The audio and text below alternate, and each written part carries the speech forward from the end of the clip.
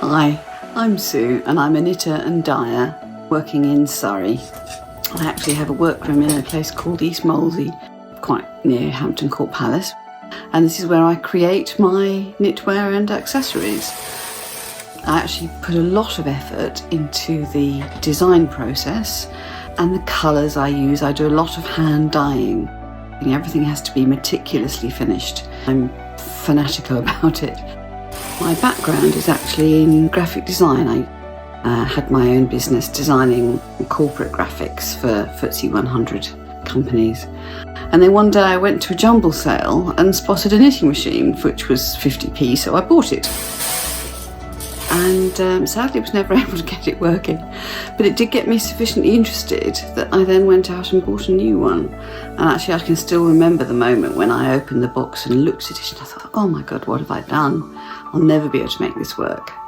And I was just totally hooked. I just realised the huge creative potential in knitting machines, and I've not looked back.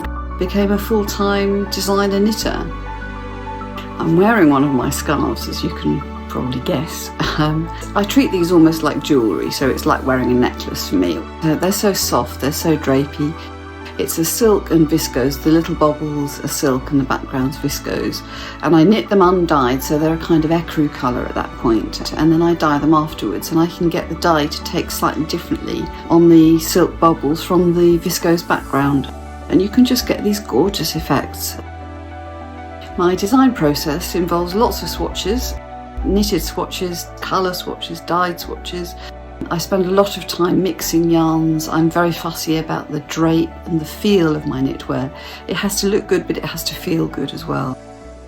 This group here of my knitted swatches, actually a group where I've used one stitch pattern, which I drafted myself, and then I've been experimenting with various different yarn combinations here so I can see which ones I feel work best. It's a lovely drapey fabric, so it's going to make an absolutely beautiful tunic. And then over here, using the same colour combinations but a different stitch pattern, and it's just interesting to see the different character that it has when you combine them together. I'm going to be mixing two different stitch patterns in one garment, which is a lovely effect. I absolutely love doing it. I love the kick I get out of seeing women try something on and it's perfect, it's just right for them, and they look so pleased. And I'm really thrilled to be part of Artisanry. It sounds like it's going to be a really supportive organisation, and anything that helps all of us promote the arts and crafts and helps to educate people, helps them to realise how much goes into a piece of art or craft work is absolutely essential, and I'm sure we'll all get to know each other and be supportive of each other.